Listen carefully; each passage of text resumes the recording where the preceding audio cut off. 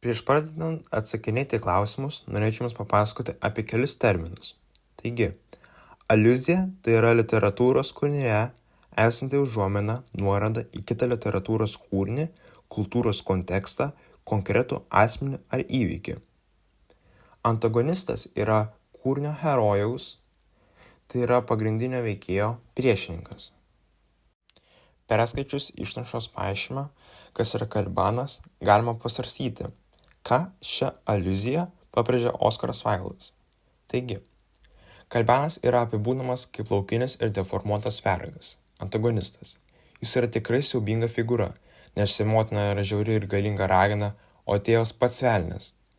Taip pat vienas veikėjas teigia, kad Kalibanas yra toks pat bjaurus kaip ir išorė. Todėl Oskaras Vaildas įvardinimas aliuzija Kalibanas Viljamo Šekspyro pjesės audra personažas tamsių jėgų bjaurumų įsikūnimas.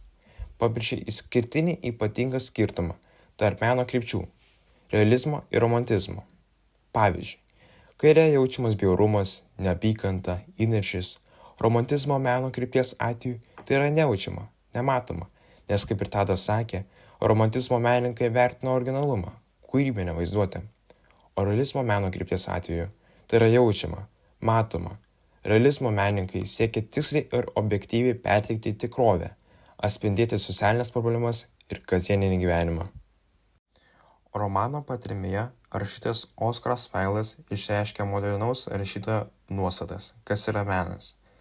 Atidžiai išanalizavus patarmės ištraukos teiginius, aš parašiau 3-5 argumentus, pagrindžiančius mano nuomonę, kas yra modernizmas.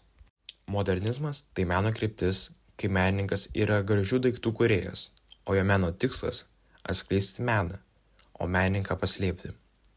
Be to, kiekvienas menas yra sykiu ir paviršius ir simbolis. Jo priemonės menui yra mintis ir kalba, jo medžiaga ir dorybė. Taip pat moralinis žmogaus gyvenimas apima dalį menininko tematikos, tačiau meno moralumą sudaro tobulas netobulų priemonių vartojimas.